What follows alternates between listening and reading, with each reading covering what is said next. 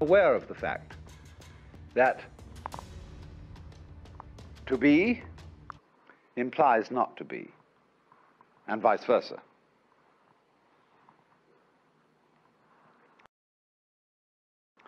So now the third noble truth is called nirvana.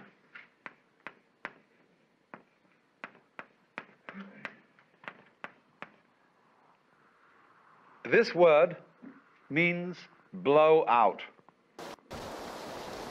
Nira is a negative word, again, like ah. Vana is blowing. So it's a kind of outblowing. Now, in breathing, you know that breath is life. The Greek word, you may pronounce it pneuma or pneuma, is the same as spirit. And spirit means breath. In the book of Genesis, when God made the clay figurine that was later to be Adam, he breathed the breath of life into its nostrils. And it became alive, because life is breath. But now, if you hold your breath, you lose it. He that would save his life will lose it. So breathe in, breathe in, breathe in, get as much air as you can, and Krishna cling. And you lose it. So nirvana means breathe out.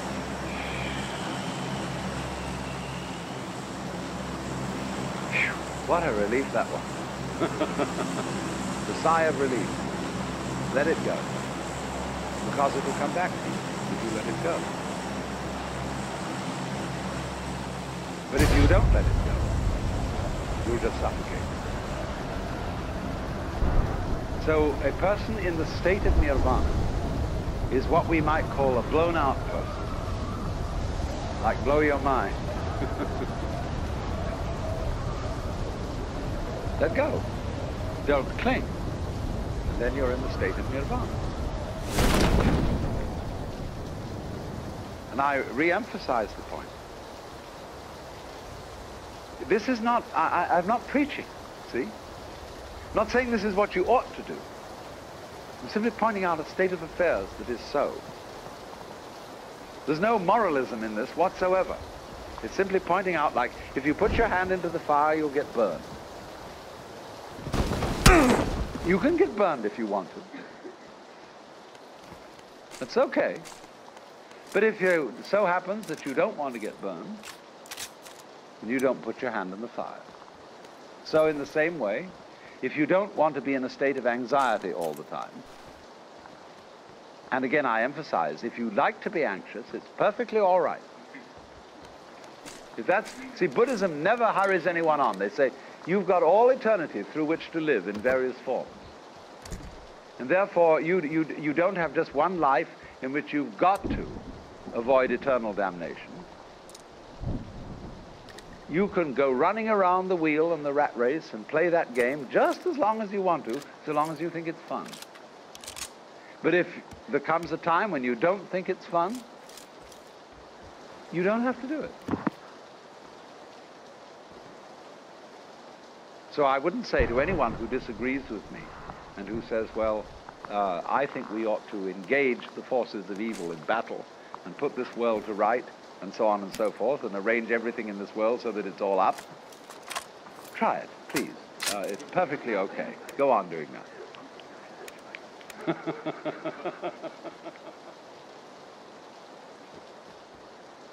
But if you see that it's futile,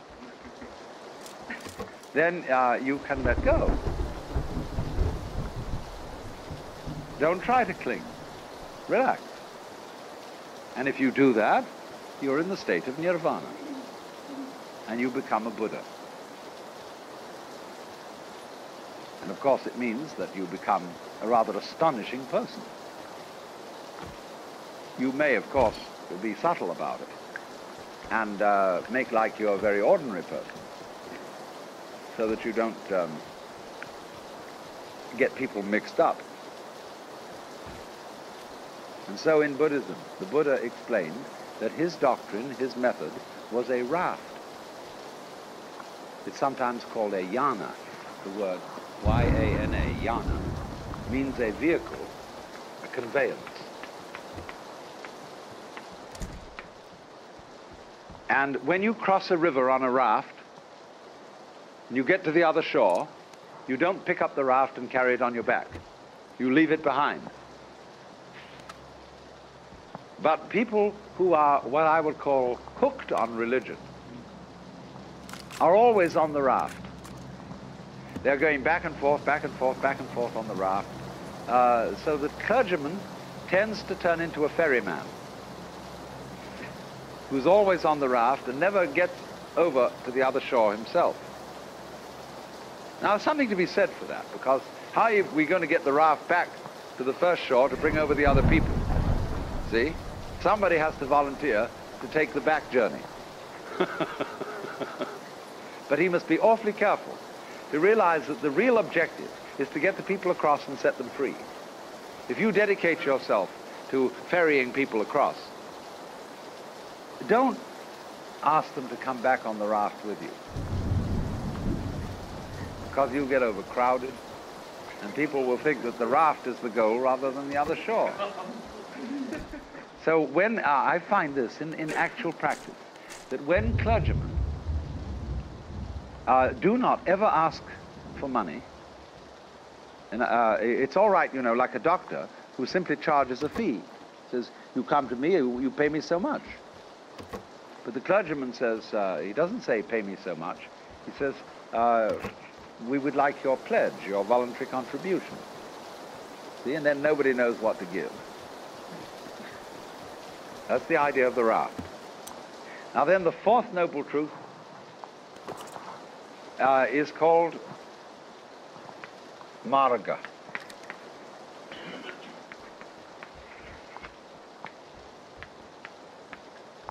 This word means path.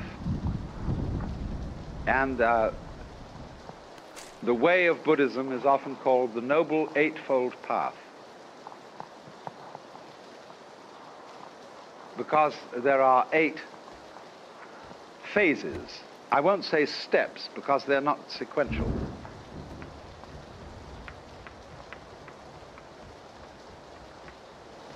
Samyak is a very curious phrase. It doesn't mean right in our sense of correct. Sam is the same really as our word sum.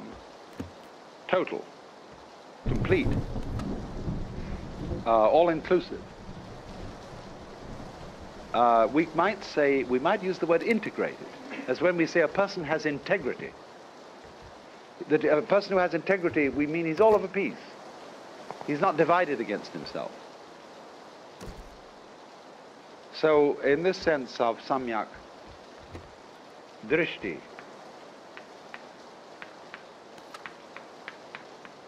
this is related to the word darshan, which means a point of view or viewing. When you go to visit a great guru or teacher, you have darshan, you look at it, and you offer your reverence to it. Darshan. Many senses of it, but it means simply to view. Look at the view. So the Samyak Darshan is the complete view. For example, let's take the constellation called the Big Dipper. We look at it from a fairly restricted zone in space, and it always seems, whatever the season of the year, because we're so far away from it, that those stars and the Big Dipper are in the same position. But imagine looking at it from somewhere else in space altogether, and those stars would not look like a dipper. They'd be in another position. Now then, what is the true position of those stars? Don't you see there isn't one? Because wherever you look, the position alters. You could say that the true situation of those stars is how they are looked at from all points of view, all possible points of view. Inside the constellation, looking outwards, outside the constellation, looking inwards, from everywhere and everywhere. But you see, there is no such thing as the truth. The world, in other words, is not existing independently of those who witness it. Because the world is precisely the relationship between the world and its witnesses. And so if there are no eyes in this world, the sun doesn't make any light, nor do the stars. So what is a relationship. You can, for example, prop up two sticks by leaning them against each other, and they will stand. But only by depending on each other. Take one away and the other falls. So in Buddhism, it is taught that everything in this universe depends on everything else. That we have a kind of a huge network, and this is called the doctrine of mutual interdependence.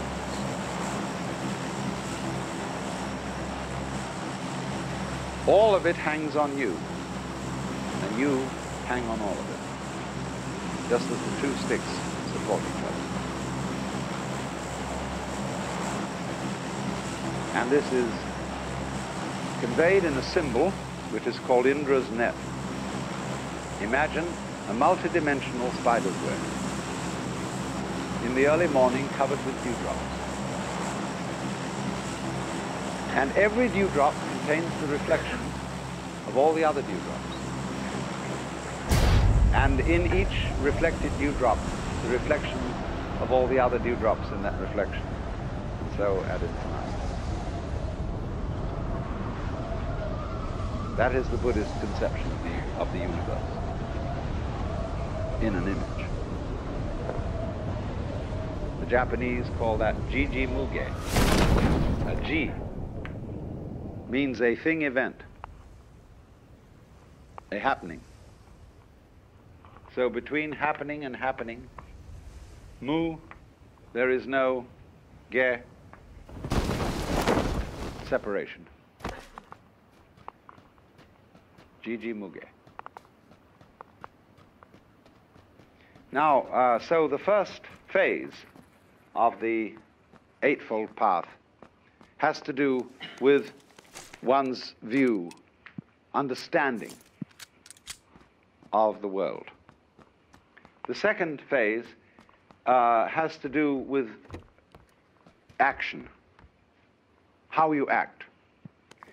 Buddhist idea of ethics is based on expediency. If you are engaged in the way of liberation and you want to clarify your consciousness, doing that is inconsistent with certain kinds of action. So every Buddhist makes 5 vows, 5 precepts. And you may perhaps have heard the Buddhist formula of taking what is called Panchasila, the 5 precepts. And they take what are called Tisarana, the 3 refuges, and the 5 precepts. The refuges are the Buddha, the Dharma, the doctrine, and the Sangha, the fellowship of all those who are on the way. So the priest, the bhikkhu, the Buddhist monk, and the lay people will chant the formula. Buddhang saranang gacchami, Dhanghang saranang gacchami, Sanghang saranang gacchami. Those are the 3 refuges, the Buddha, the Dharma, and the Sangha. Then they take the 5 precepts. Panatipata veramani sikapadang samadhiyami. Adinadana veramani sikapadang samadhiyami. Kamesu michachara veramani sikapadang samadhiyami. Musavada veramani sikapadang samadhiyami. Kamesu michahara veramani No, Sura Merya Majapamadatana Veramani Sikapadam Samadhyami. So they take these 5 precepts. Panatipata.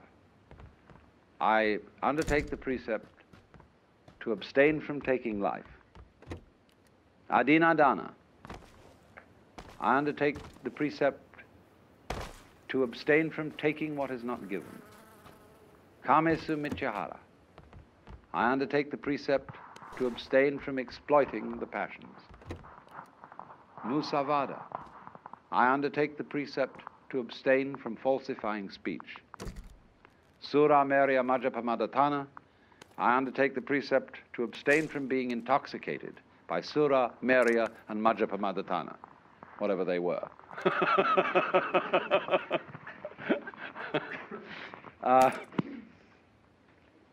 I presume toddy, which is alcohol. I don't know what else it was. Nobody does know. Because you see, if you start killing people or taking life, you're in trouble. You set up an opposition, and you've got to become involved in taking care of it. If you start stealing, you worry people. You upset people's orientation in life. So you suddenly come back home for dinner and find somebody's stolen your table. Where are you going to serve dinner? If you exploit your passions, it means that when you feel bored, somehow that life is a little bit empty.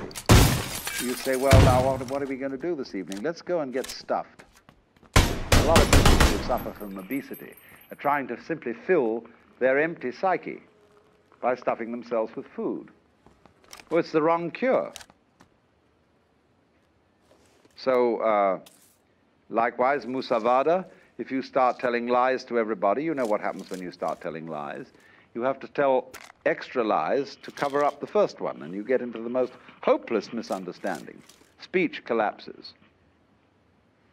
And, of course, the intoxication is the same problem as the exploitation of the passions. So there's a purely kind of practical, expedient, utilitarian approach to morals. There's another side to this which doesn't enter into the precepts, which I will explain later. So that's the third phase of the Eightfold Path. Then the second phase. Then the third phase has to do with your mind, with your state of consciousness.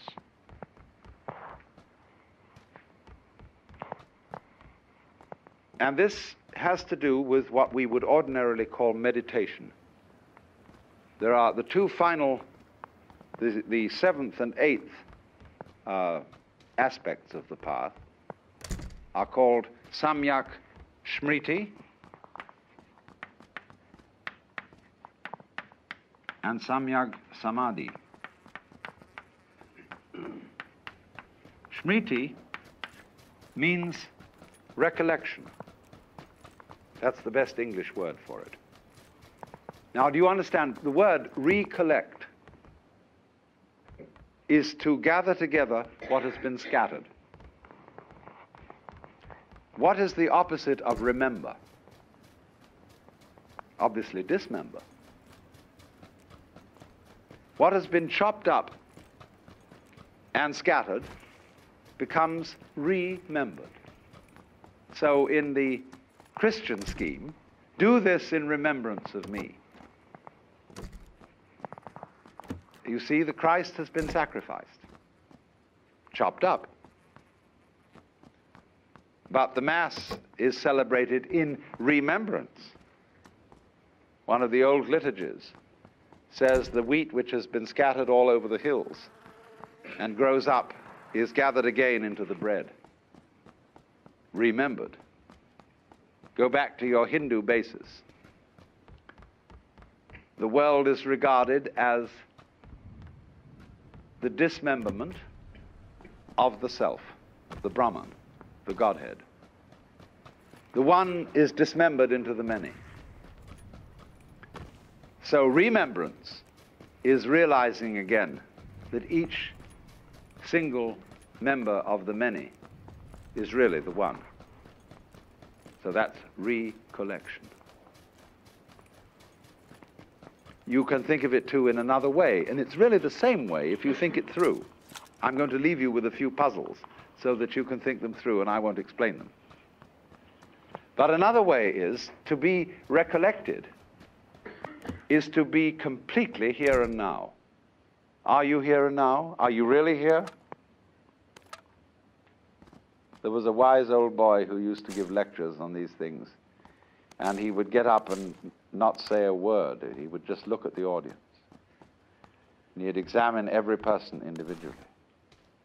And they'd all start feeling uncomfortable. He wouldn't say anything. He'd look at them all. And then he'd suddenly say, "Wake up! You're all asleep. And if you don't wake up, I won't give you any lecture." Are you here, recollected? See, most people aren't. They're bothering about yesterday and wondering what they're going to do tomorrow, and aren't all here. That's the definition of sanity, to be all there. So to be recollected is to be completely alert, available for the present. Because that's the only place that you are ever going to be in. Yesterday doesn't exist. Tomorrow never comes. There is only today. A great Sanskrit sort of invocation says, "Look to this day, for it is life." In its brief course lie all the realities of our existence. Yesterday is but a memory. Tomorrow is only a vision. Look well, then, to this day. Such is the salutation of the dawn. So,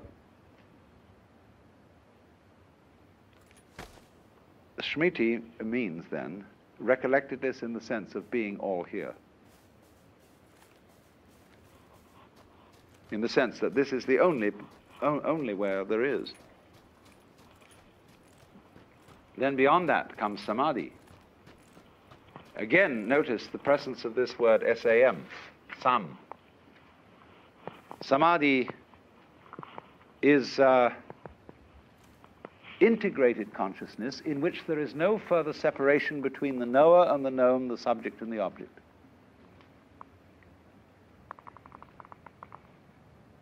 You are what you know.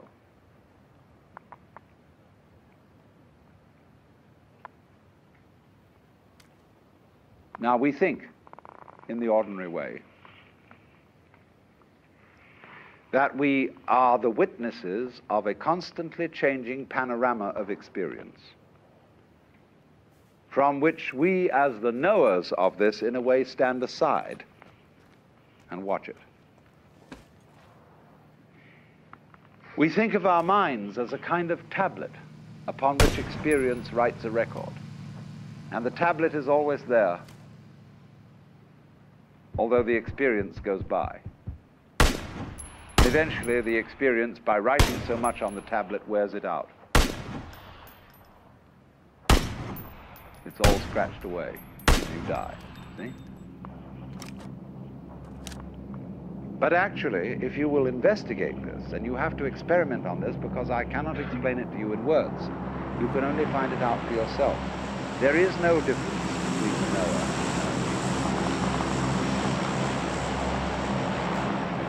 When you say, I see a sight, I feel a feeling, you are using redundant language. I see implies the sight. I feel implies the feeling. Do you hear sounds? No. You just hear.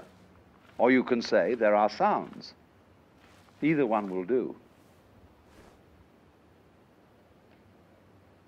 So you will find, if you thoroughly investigate the process of experiencing, that the experiencing is the same as the experiencer. And this is the state of samadhi.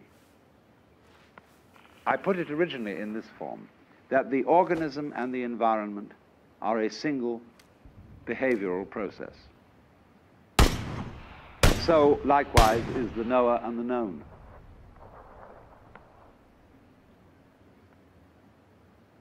So you, as someone who is aware, and all that you are aware of is one process. That is the state of samadhi.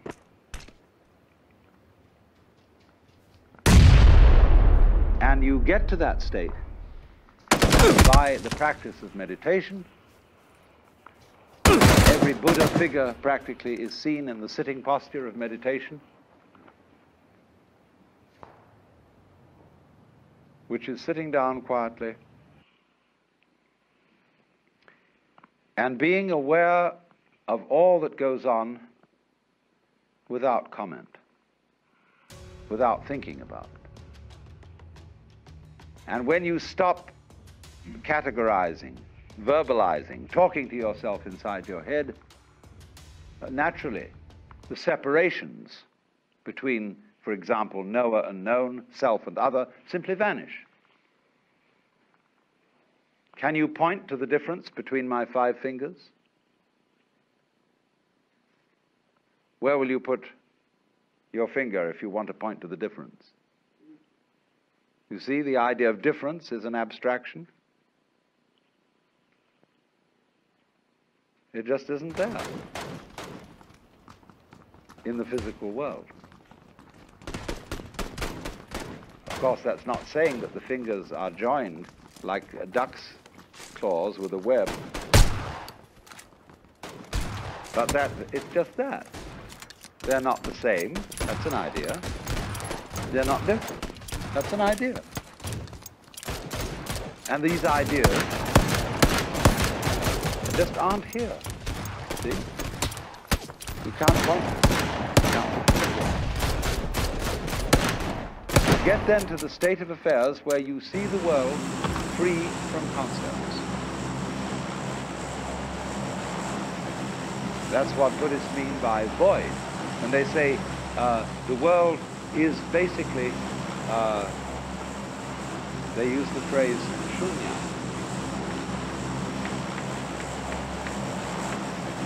That has a meaning of like empty, void. Everything is shunya. This has certainly also the meaning of anicca, of transience, but basically it means you can't catch the world in a conceptual net. Just if you try to catch water in a net, it all slips through. If you try to tie up water in a paper package or grab it in your hands, it all flows through. So, shunya, it doesn't really mean that the world itself, that the energy of the world is nothing at all. It means that no concept of it is valid.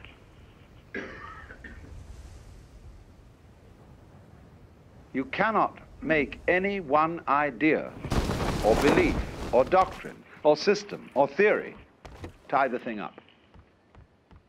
So if you go through this and you get completely blown out and released and are in the state of nirvana,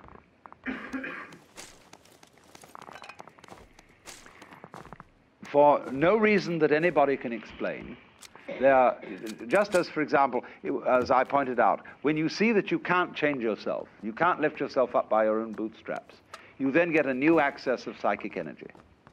So in exactly the same way, when you get to this state of nirvana, there wells up from within you what the Buddhists call karuna, or compassion.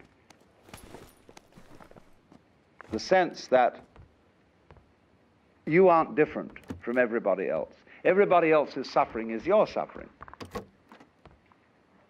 And so this tremendous sense of solidarity with all other beings arises.